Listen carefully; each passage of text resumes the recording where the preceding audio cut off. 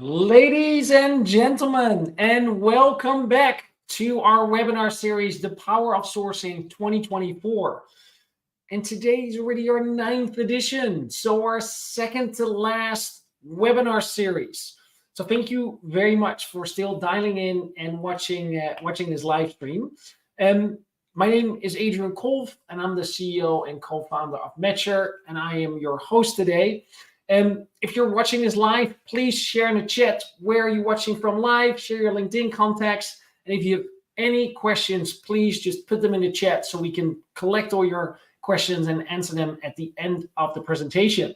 Because today we have Jenna Aronow as our keynote speaker. She is a tech sourcer, recruiter, director of talent, and DE&I advocate, and arguably has the coolest background of all of our keynote speakers. More on that later.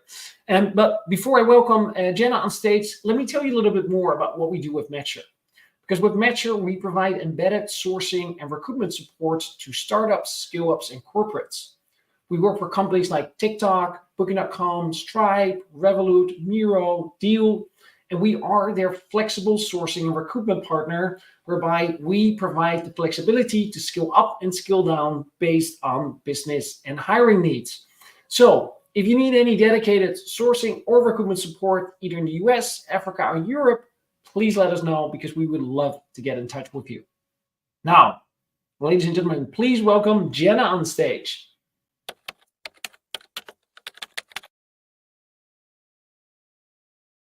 Hello. Jenna, welcome back, and thank you so much for what has been quite last-minute request for you to take over the place of Piret, who unfortunately couldn't be here with us today. So yeah, thank you for jumping in and welcome back. Yeah, no problem. I'm excited to be here. Yeah, definitely. Jen, tell us a little bit more about your background, because it's just too cool. As I said before, your background always inspires. My background here? Yeah, definitely. Yeah, so when I'm not recruiting, I'm also an artist, and I've made all the art that's on the walls. Yeah. And yeah, have just gotten to have things a little interesting. If you're going to have people talk to you all day, you got to have something for them to look at, right? And it's so true. It is such a great conversation starter. I recently bought a walking pad, so I often walk through my calls. So you see my shoulders move a little bit. Right now, I'm stationary, and people will love it. People immediately start to engage with me. It immediately strikes for a conversation. But your background is really something else, Jen. Jen, before I give you the floor, I would really like to take the opportunity to thank our sponsor, Deal, for making this webinar series possible. Deal is a global HR and EOR provider, and we're going to watch a short clip to show what Deal actually offers and how they can support almost any hiring across the globe. Great. Work's gone global, but until now, no HR platform has been able to handle everything for everyone. Some teams have to use up to 16 different tools to make things work. Deal's the future of global HR, and it's the only platform that works for your team wherever they are, whatever their status. Easily handle international hiring, payroll, and HR with one powerful platform. Hire contractors and employees worldwide, even if you don't own an entity. Once you find a candidate, onboard them with a localized contract and a visa if needed. We even provide powerful salary insights so you can be sure your offer's competitive, and we'll automatically collect any necessary compliance documents. Get your team set up fast with built-in background checks, equipment, WeWork passes, and effortless app access. Then manage the entire worker lifecycle through one central HR platform designed with global teams in mind. Plus, handle time off, promotions, and bonuses all in a few clicks. Deal integrates with any tool to help keep your data and workflows synced. You'll get a first-of-its-kind worldview of your entire team's headcount, payroll, and productivity in one place. On payday, consolidate payroll for contractors, international, and local employees. We'll take care of the contractor invoicing, plus employee taxes, benefits, pay slips, and more. Deal has everything you need to run a global team efficiently, and it's the only platform built for everyone and everything, everywhere. Learn how Deal can simplify your global team needs at Deal.com. Yeah, great. And I think, Jenna, you're going to share something about remote work, right? Somewhere down the line in the presentation. Great. Can't wait. So if you have any questions, please post them in the chat. Jenna, the floor is yours. Why, thank you.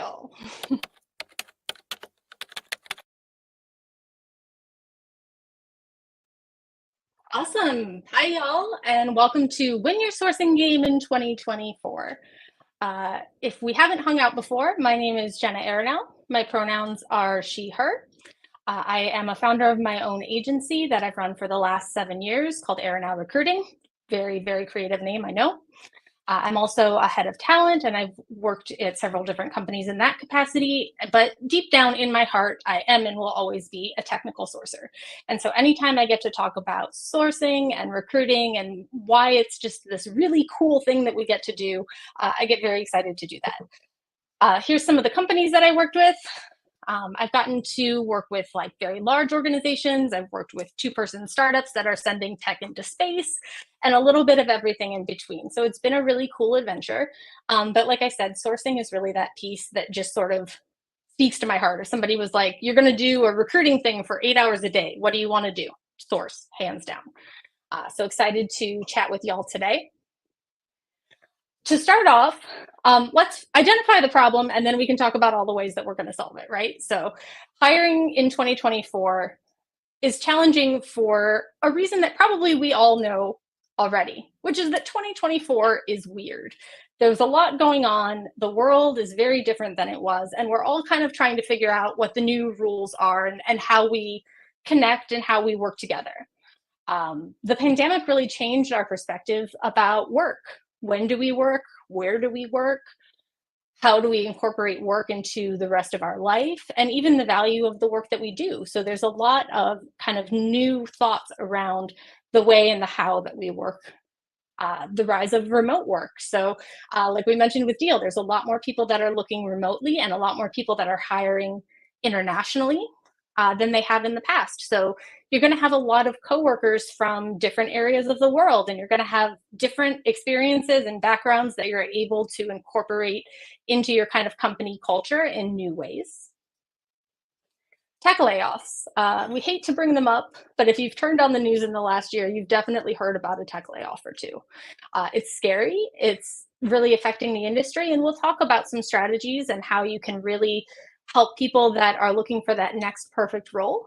And at the same time, make sure that you are really being a value add as a sourcer as well. Economic concerns. Depending on which news site you go through, we're either in a recession or a silent recession or one is coming. It's a complicated economic environment, and that really does affect the way that people consider job offers and the way that they are looking at how they want to move into their next piece. And finally, here in the US, it's an election year. Anything that creates uncertainty in the environment is one of those things that's going to affect your recruiting and sourcing process. And so it's really important to take some time to sort of look at a photograph, a snapshot of what does the world look like right now, and how can we best present the value add of the jobs that we have for folks in that current situation. So one of the things that I think is kind of encouraging is to see that there was lots of research when I was looking that said that 2024 is going to prove that technical hiring is very much alive and well. It seems maybe not the case, depending on where you are or what day it is, but we are excited to hear that things are kind of turning up a little bit. About a quarter of tech recruiters anticipate that there's going to be higher budget for their hiring this year than there was in previous years. And that also means more budget for things like recruiting tools, for things like job postings. All of that stuff that makes our lives a little bit easier is hopefully going to either have stayed or will be coming back in 2024 and 2025. Another interesting statistic that I read is that in 2025, 75% of the workforce will be millennials. So a little generational shout out there. All right, state of sourcing in 2024. It probably looks a little bit like this guy. The application volume is way up. It's just the case when there are layoffs, when there are less people working in specific areas, you're going to have a lot more folks that are applying. The number of openings is down. Again, there were layoffs, there were companies kind of cutting back and maybe not expanding into new fields as rapidly as they were in the past couple of years. But if you ask TA leaders, 86% of those managers still say that the current job market is entirely driven by candidates. So one of the things that we're going to really focus in on today is how can you, as a sourcer and that first point of contact, really create an excellent candidate experience that's going to make your company stand out from the pack, because people are getting hit up as much as they always have been, but we want to make sure that we're really giving people the best view of our company. Another thing that you'll find when recruiting and sourcing and headcount is a little bit tighter is that hiring managers want that perfect fit more than ever. If they have 15 open roles, they might be willing to sort of take a chance on somebody, see how they fit with the team. When they've only got 1 or 2 headcount and they've got a team of people who are overworked and are really counting on this person to come in and save the day and really make a huge impact right away, they're going to be much more particular about what they're looking for.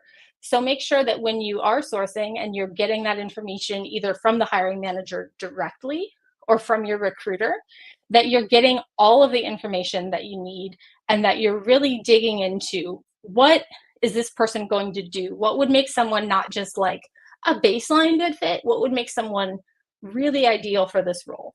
And that's also going to help you when you're reaching out to those candidates to be able to talk with them a little bit more in depth about the role that you have available. Again, with the uncertainty in the world right now, just kind of everything, employed candidates are less likely to move in uncertain times.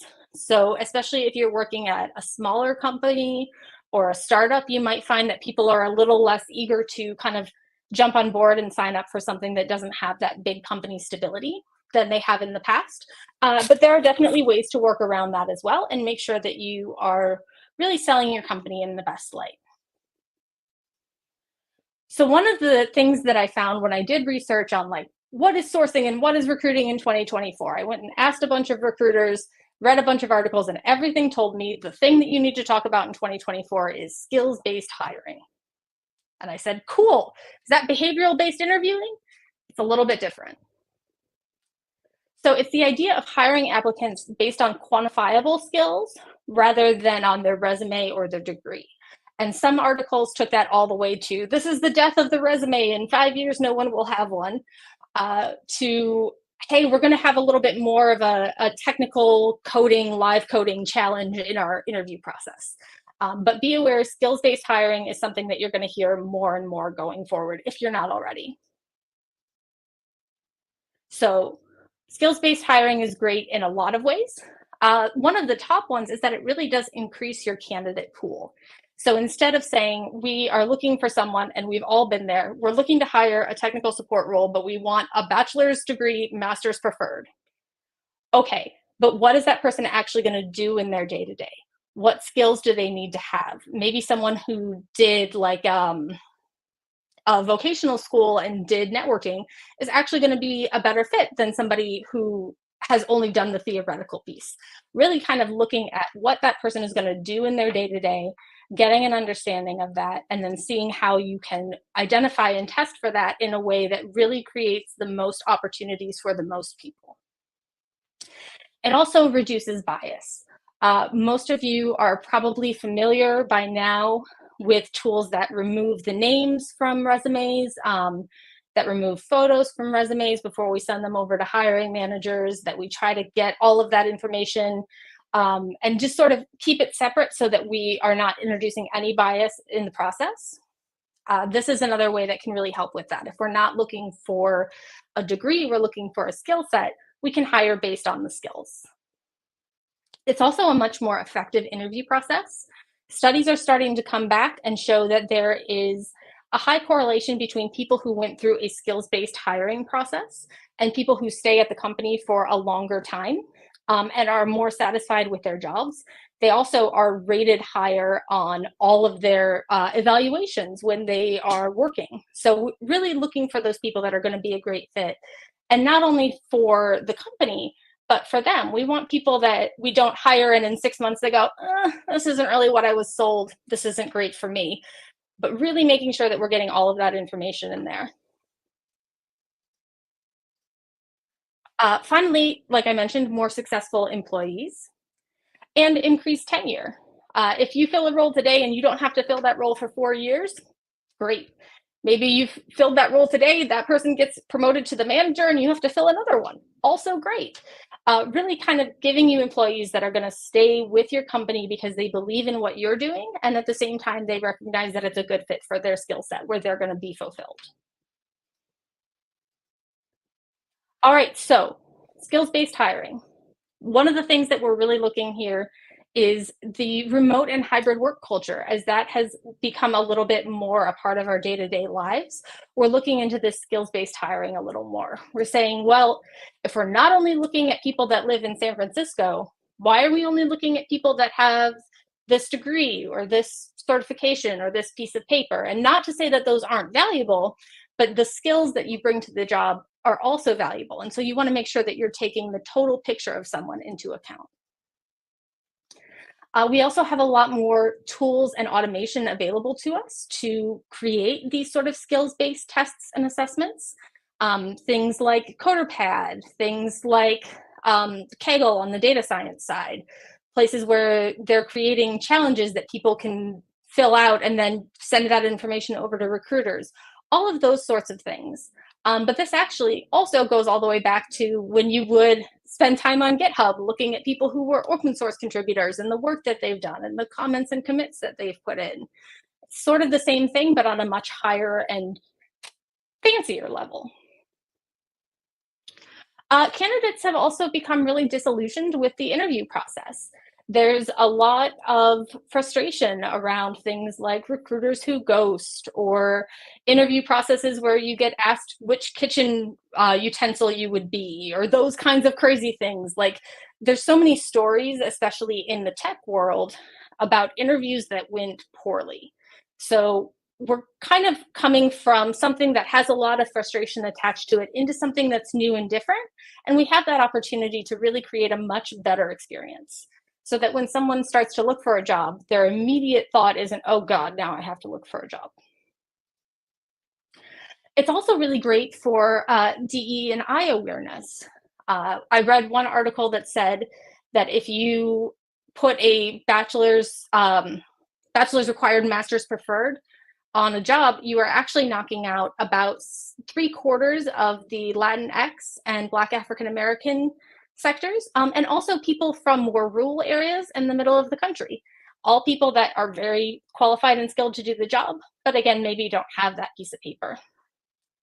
And finally, you're going to hear me say this over and over. You're going to be so tired of it, but we are a candidate-driven market. So right now, we are not in that place that we were a few years ago, where we had, a job and then we had as many people as we wanted that were the perfect hire for it. Now candidates are really kind of getting a little bit wiser into what they're looking for, what their needs are, and making sure that something is a true fit for them before they move forward with an offer. So you've got skills-based hiring, you've got remote work policies. What does that give you? And the graphic is kind of a clue. You've got international hiring, which is up 11% year over year compared to 2023.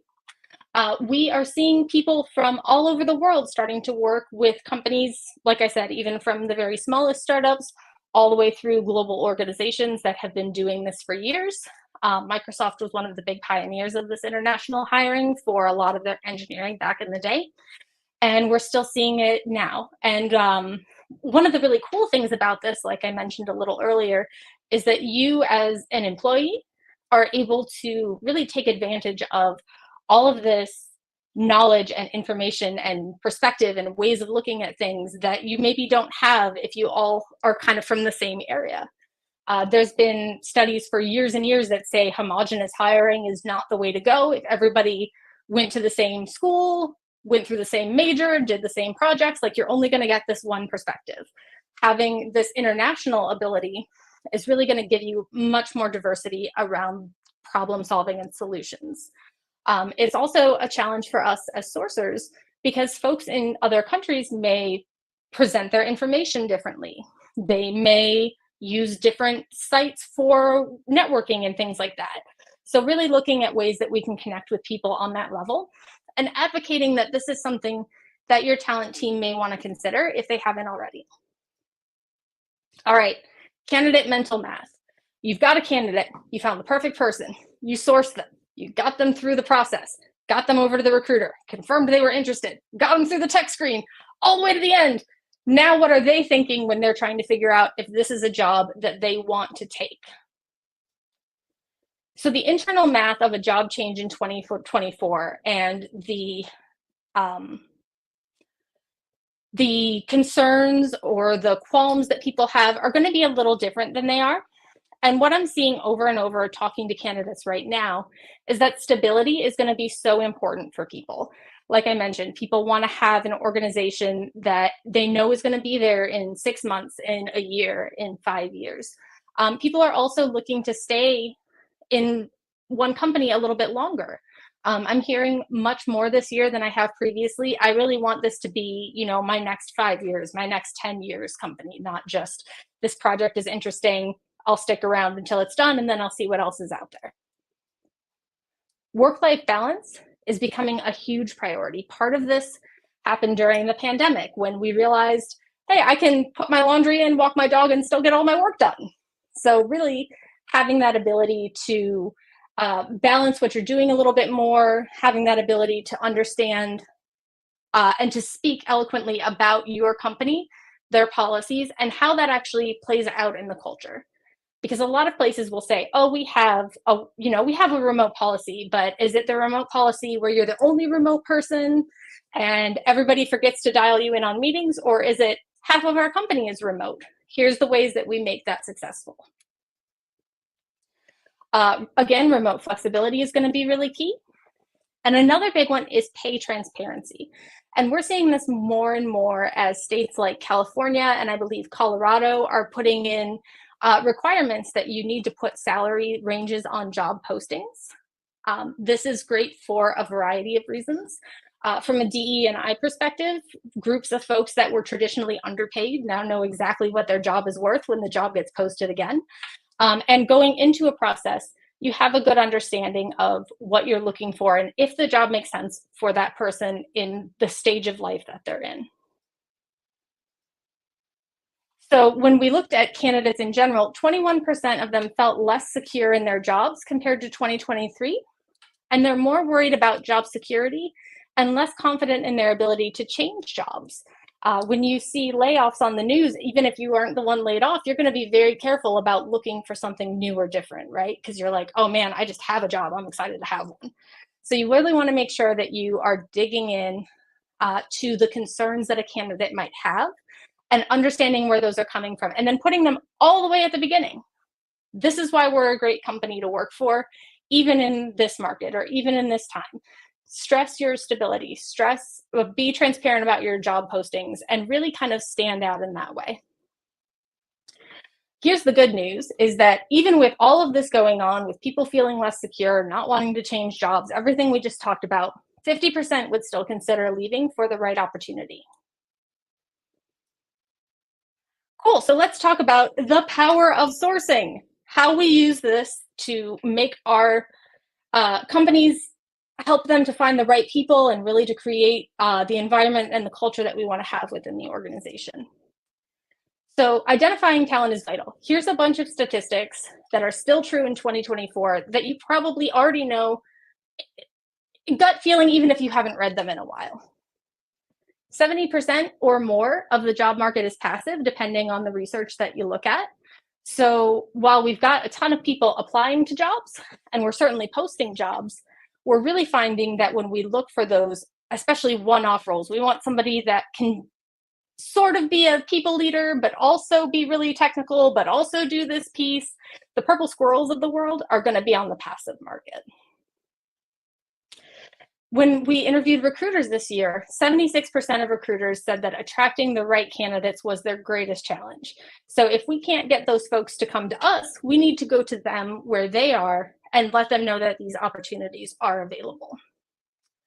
And while job boards create 63% of the applicants, only 36% of the hires come from that area. And that number bounces around a little bit. I've seen it as low as 15. I've seen it as high as 36. I tried to err on the side of a little bit a little bit more positive, but know that those numbers do fluctuate depending on the research that you're looking at. So really the kind of TLDR here is that it's vitally important to have people who are going out and finding those individuals that are going to be the perfect fit for the company. Do you have audio now? All right, while we're waiting to figure out if we've got an audio problem, we'll keep going on the role. Okay, cool. The role of the sourcer. The first thing, and probably the duh, why am I sitting here looking at this slide thing, is identifying talent. We go out into the world, we go out into social media, and we find those folks that have exactly the very unique, specific skill sets that we're looking for, and we try to attract them into the jobs that we have available. Let them know that the opportunity is there. A lot of times they might not realize if they're not on the market, they're not looking at job postings, so they won't run across the role. I have a lot of friends who are engineers who say they only open LinkedIn when they're looking for a job. So if you don't hit them on that day, you're not going to get in touch with them. So going out and finding that talent is really important. The thing that I really want to add, though, is that we are the first point of contact and company culture. Now, every company handles sourcing a little bit differently. Some companies, it's strictly identifying talent. And then you have a full cycle recruiter who comes in from that step, does the initial reach out. But a lot of companies that I've worked with have sourcers actually going through that first phone screen and then handing it over to a full cycle recruiter from there. So if that's your case, it's really important to know that you are the first impression of the company.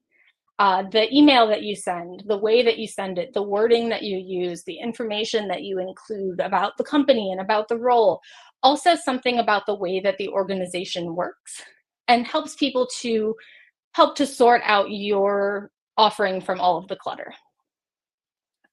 And finally, one thing that I found is that sourcers can be a touch point throughout the process. I kind of like to think about it, if you've ever played like Legend of Zelda or any video games, you have that little creature that follows you around and it's kind of like your guide as you go through the tutorial and gets you to where you can actually play the game.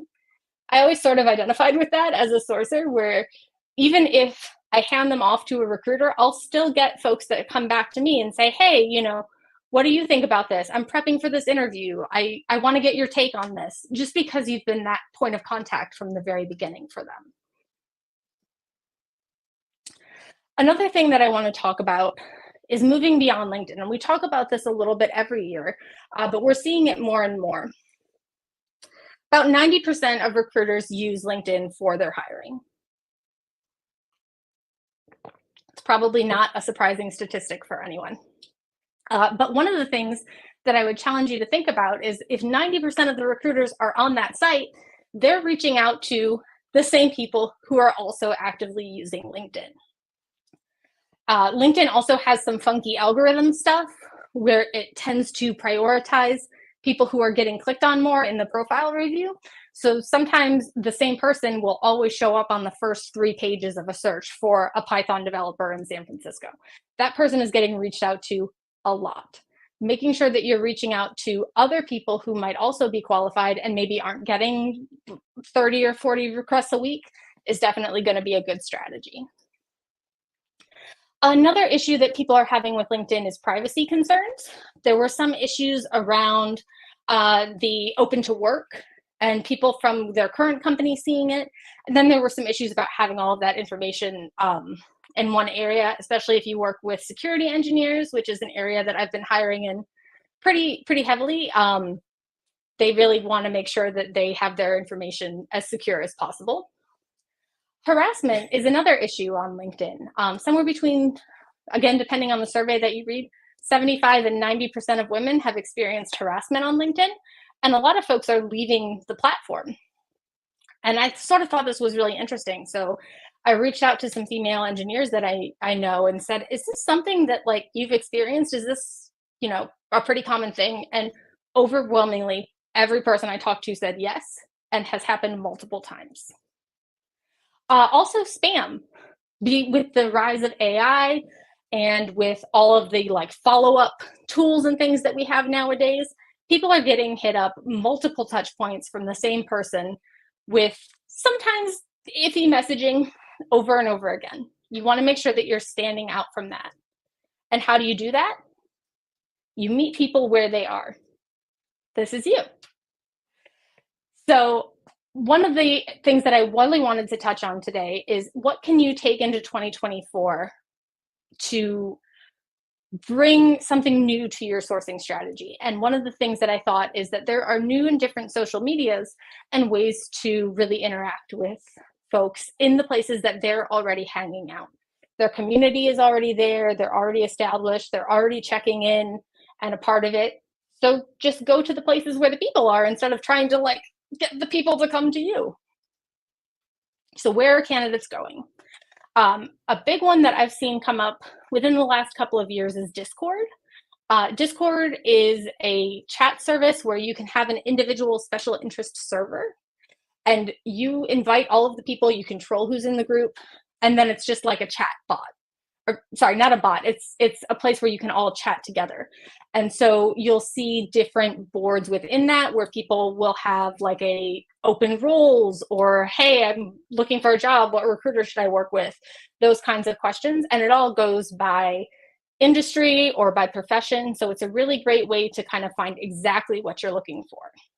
And now, how do you find that in the vast array of all of the Discords that exist in the world?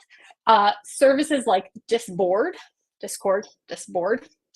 is a really good way to search for what you're looking for and then ask to join those areas. And with all of these social media, it's really going to require a little bit of a time investment. You really want to make sure that you're contributing to the community and not just going, hey, I have a job post, I've never posted on here before, here's my information, blah, and then leave. You want to make sure that you're becoming a part of the conversation. And so you're finding those people in that way.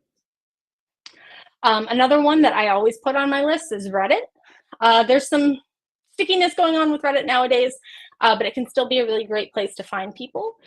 And that is all going to be by subreddit. So this is more like a message board, and then you're able to post and people can comment on your posts and share information that way. So that's a really great way to go as well.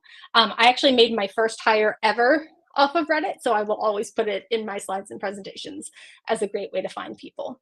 And one of the things that made me really successful hiring on Reddit was that I went to subreddits like computer science questions and basically just posted, hey, I'm a recruiter. If you're looking for work, or you will be in the future, what questions do you have about the interview processes? What questions do you have about your resume? How can I help you? So I did like an Ask Me Anything as a recruiter in those boards. They got to know me a little more, and then I was able to share my information. All right, Mastodon. If you haven't heard of Mastodon, you will. It's a new microblogging platform, similar to what Twitter used to be before it blew up. You'll also see Blue Sky and Threads.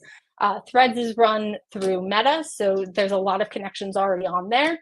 Blue Sky is actually by the guy who invented Twitter before he sold it. This is his new platform that he made. But I like Mastodon because it's where a lot of the techie people hang out. One of the best ways to find folks on Mastodon is going to be hashtags like #GetFettyHired and job search. And within the first month of posting jobs on Mastodon, I actually got 2 people to offer through that area. So really, really recommend giving that a try. Instagram. This is not one that I've tried as much myself, but I went to SourceCon and people were raving about Instagram for sourcing. One of the examples that they used was for #nursing. They were looking for people who were nurses in a particular area who might be looking for new jobs. So they did a #nursing, and then they did a location filter, which is kind of a cool thing that you can do on Instagram. So they looked in Austin, Texas for people who were talking about nursing and posting on Instagram. Find people who are wearing scrubs. Find people who say, oh, it's Monday again, I'm so tired of my job. Hit them up on Monday and say, hey, I've got something a little new and different for you. Would you be interested in chatting? Of course, you've got your standbys. For software engineers, GitHub is a great place to go. Stack Overflow is another one. Like I mentioned a little earlier in the presentation, you can find people who contribute to open source projects if that's something that you're looking for. You can find how often people are committing information there. You can really kind of dig in and find patterns around people's work, and it gives you something to talk about in that first outreach. Hey, I saw you worked on this project in Python. That's really cool. We're actually solving that problem at scale at this company. Is that something you'd be interested in talking more about? And then Kaggle, again, one that I haven't played with too much, but they run competitions for data science and machine learning engineers, where you're able to take that information and then see like who were the top 5% scorers, and then reach out to those people. I believe you can also create a challenge. Maybe there's the sort of problem that you're solving at your company, and post it on there and see if people are interested in solving it. All right, so again, we really want to talk about candidate experience. And the reason that we do is because 58% of job seekers have declined an offer due to poor interview experience. So again, we started out, we contacted them, we got them through, they did the tech screen, yay, founder interview, perfect, everything is great. And they drop out of the process because they didn't have a good interview. So we really want to make sure that we are creating from the very first initial contact those amazing experiences that candidates are going to remember. Also because candidates are chatty. They like to talk to other candidates. Hey, I applied to Google 6 months ago and I still haven't heard back. Or, hey, you know, I applied to this startup and wow, they got back to me in 2 days and the recruiter was really nice and this is the person you should reach out to. So really making sure that your company is on the positive end of candidate experience. Probably for a lot of you, I don't have to tell you why job interviews are stressful, but I thought it might be helpful to just kind of put them all on a list so that we can talk about some of the things that we as sourcers can do to allay those stressors. 73% of job seekers find the process stressful.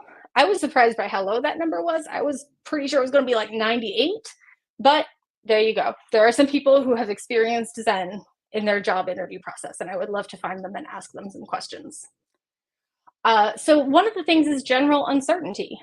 One thing that I always really want to encourage people to talk about is the fact that when you're looking at changing a job, it's not just what email you log into in the morning. It's all of the people that you work with, all of the relationships that you've built. It may be a change in commute. It might be a relocation. It might mean different flexibility to go to events for your kids and things. There's so much that goes into that is just a general feeling of, ugh, I don't want to do this, that you really want to make sure that you're expressing empathy and understanding for your candidates as they go through the process. A lack of transparency is a really big one. And we'll talk about this in a little bit more detail. But basically, people will start a process and then they find out that there's 10 steps or 11 interviews or something crazy. And they feel like they've kind of gotten a little bait and switch there. So making sure that you are presenting the information from the start clearly and concisely is going to be very important. AI apprehension. I do a lot of talks for new grads, for people in like code academies and things like that are starting out their career. And I asked them, like, what are you concerned about? And they said, well, the robots are going to weed me out before I ever get to a person. And I hear this from multiple people. So that's just something to be aware of, especially if you get folks that are applying. People are afraid that with all of the talk of AI and resume review and all of that, that they're just going to disappear into the process. So you really want to keep that humanity and that personalization. An unclear interview process. Discrimination is a big one.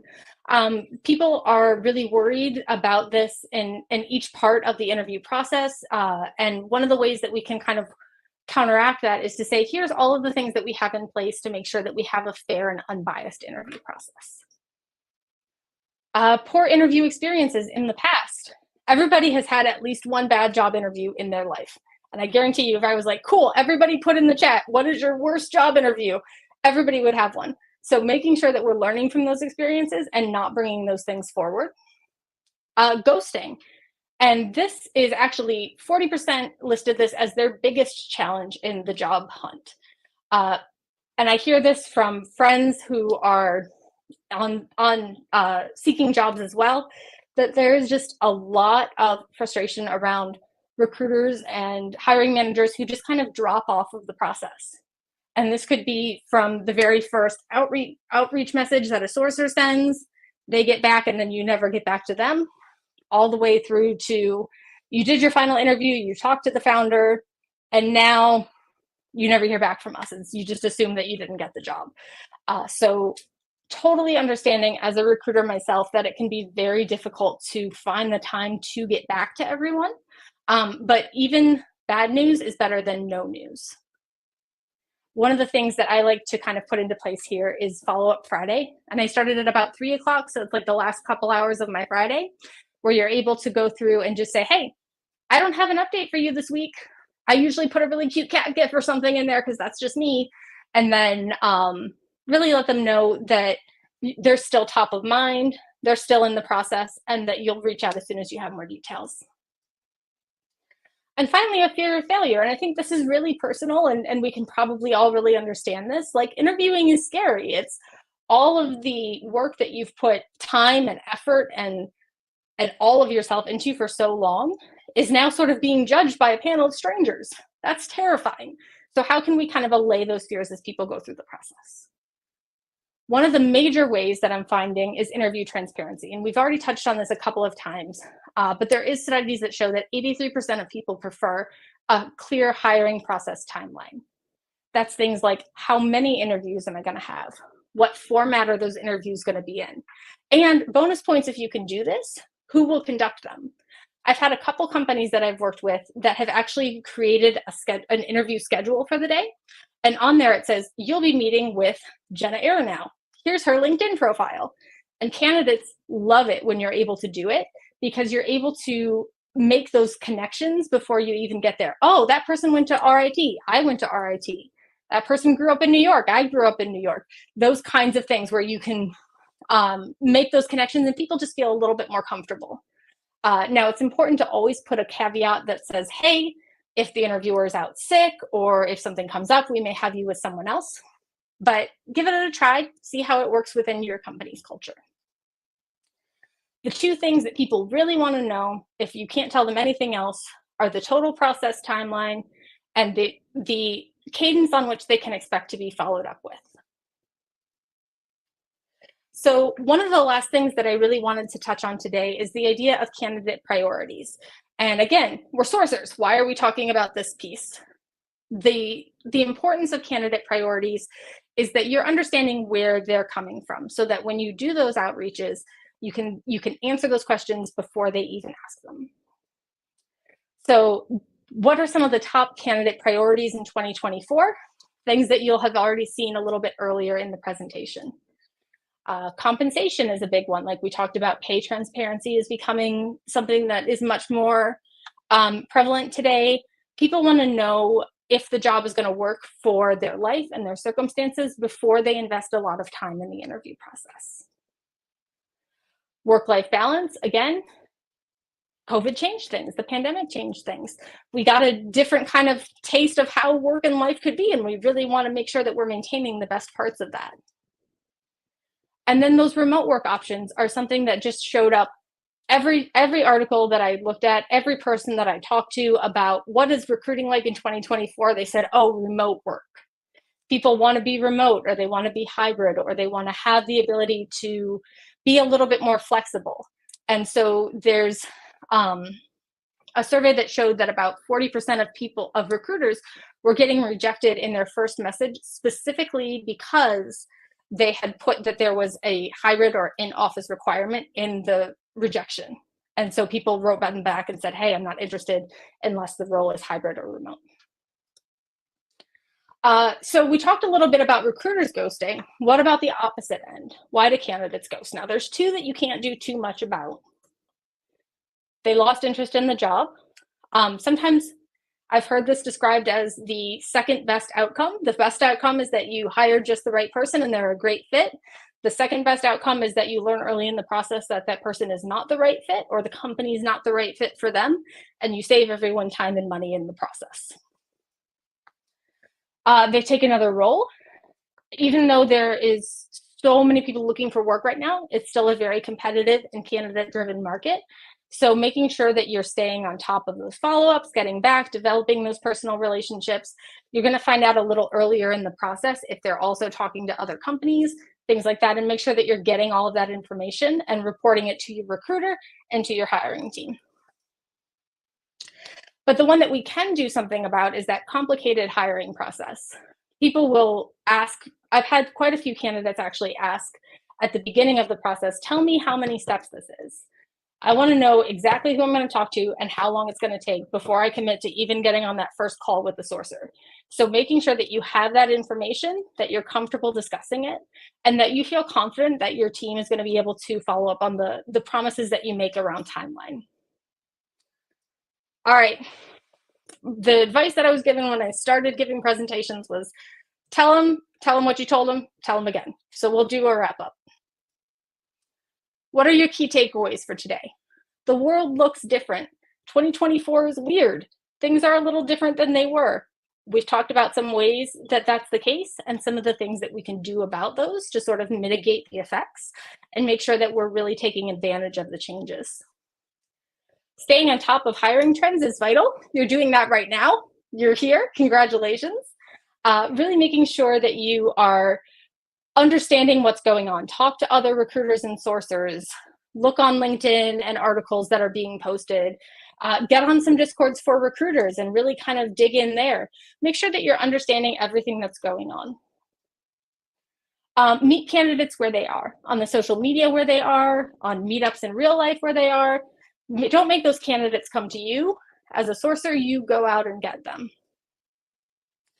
And again, I can't stress enough that focus on candidate experience.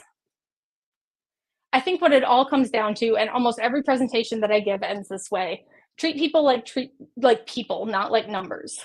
So you have 100 resumes in a stack.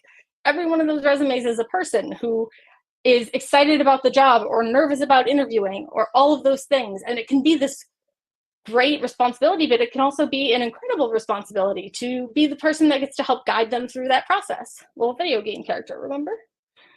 All right. Well, thank you so much for your time today. Here's all of the ways that you can get in touch with me.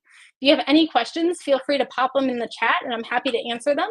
And if you come up with any later, I am the queen of, oh, I meant to ask that thing and I thought of it 5 minutes after I logged out. Feel free to email me or message me on LinkedIn.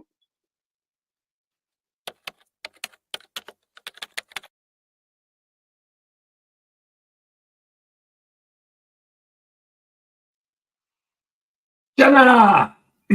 Hello! So good. So good. You're such a pleasant and easy and structured and well-to-follow presenter. So kudos to you, Jen, for, I know you had a short time window of preparing this, but insightful. And after a lot of talk about AI, I'm also happy that we didn't go deep down the AI rabbit hole with everything that's going on and hearing the almost like same stories over and over again. So very, very, very interesting. Jen, question of me to you. What do you feel that has changed compared to 2023 with regards to sourcing? I think the biggest thing is that we're finding new ways that people are connecting, like Mastodon and new social media platforms, and people are networking in those areas and kind of moving away from those big sort of corporately owned like LinkedIn, Facebook. People are moving on to like smaller distributed social media where they can kind of control their experience a little bit more. And so you're going to have a little bit more trouble finding those folks unless you know where to look for them. Interesting.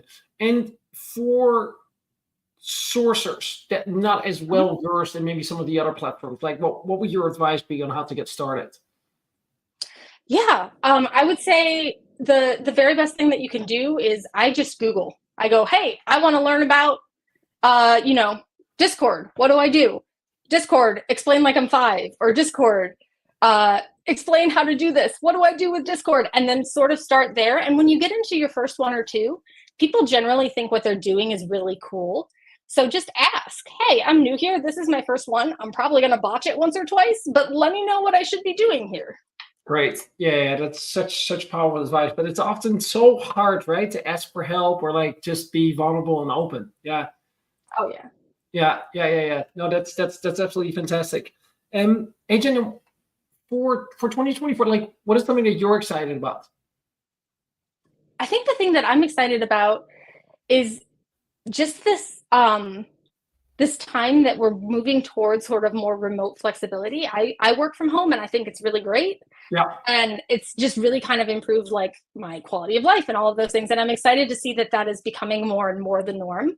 And I know a lot of my friends who have kids and things like that, they're able to participate in their kids' lives more. They're able to like be there for their families more and all of that stuff. My cat loves it because he can climb up on my desk. Like I would say remote work is going to be one of those things that is just changing everything. Yeah, no, for sure. Even though I don't know if what you've seen is we see that the majority of our clients are going more to a hybrid option. So they do offer remote work, but they still would like you to come to the office 1, 2, or 3 times per week. Is that something that you've been seeing as well? Yeah, I have seen that in a lot of places, especially in some of the major like tech centers. Yeah. But then I'm also seeing companies that are moving towards like a 4-day work week and fully remote and things like that. So it'll be interesting to sort of see how those two end up meeting with each other at the end of the day. Yeah, well, 4-day work week. That's interesting. I've read and seen stories about it, but I haven't seen it widely adopted yet. Not yet, but I did read a statistic that something like 15 or 20% of companies are considering it. Yeah. Where it's in the process of what they're considering. And I worked with a company that had a 4-day week. And it was crazy. I was like, I'm never going to be able to get all this done. I'm never going to feel good not checking my email on Fridays. And it was actually really incredible. So highly recommend that you give it a try if you haven't. Wow. Inspiring. Definitely. Jen, any last thoughts? I think just the same thing that I always say. Remember that there are people on the other end of those resumes and that they are scared and nervous and interested and that you get to be a part of this really big experience for them. And that's the incredible part about being a recruiter. Yeah, so good. And thanks for ending with that because it is such a powerful message. Sometimes it's easy to forget, especially when you need to hire quickly or you need to go through hundreds of resumes for specific job. Stay human. We're all humans. And as Garrick said in the chat, what I love about Jenna is that she is a human. And I can fully echo that. Jen, thank you so much for stepping in. Thanks for the awesome wisdom and for your presentation. Awesome. Thank you.